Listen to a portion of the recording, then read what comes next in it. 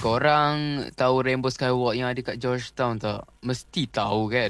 Rainbow Skywalk tu adalah jabatan yang dibina daripada kaca. Dan hari ni, aku nak tunjuk ajar tentang binaan lain yang diperbuat dari kaca dan juga cara membuat kaca. Main bahan untuk membuat kaca adalah silika atau dikenali sebagai silikon dioksida, dan kalau ia dipanaskan dengan bahan kimia lain, ia akan membentuk beberapa jenis kaca. Tetapi, semua jenis kaca memiliki sifat asas yang sama. Antara sifat asas kaca ialah keras tetapi rapuh, kalis air, penembak haba dan lut sinar. Okey, sekarang aku nak tunjuk semua jenis kaca.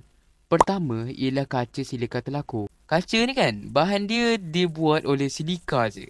Tak ada bahan kimia lain pun.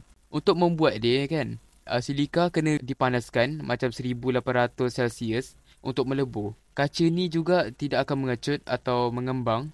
Dan contoh untuk kaca silika telaku adalah ia digunakan untuk membuat kaca teleskop. Selain itu, jenis kaca kedua ialah kaca soda kapur. Kaca ni dihasilkan daripada campuran silika, soda dan batu kapur. Kaca soda kapur ni ada takar lebur yang rendah, sekitar 1000 darjah Celsius. Kaca ini sesuai digunakan untuk membuat bekas kaca seperti botol dan jug. Tapi kan, kaca ni tak tahan sangat dengan haba, jadinya ia senang nak retak. Kaca yang ketiga adalah kaca borosilikat. Alright, so kaca ini terbuat daripada silika, soda, batu kapur, boron oksida dan aluminium oksida.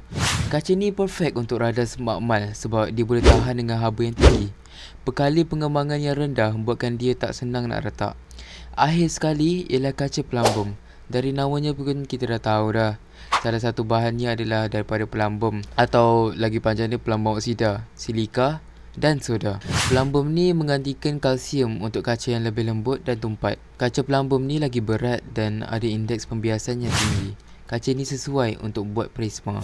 Kesimpulannya, kaca terbuat dari silika yang telus, keras tapi rapuh, serta tahan haba dan kimia. Sifat ini menjadikannya penting dalam pembuatan botol, peralatan makmal dan teknologi moden.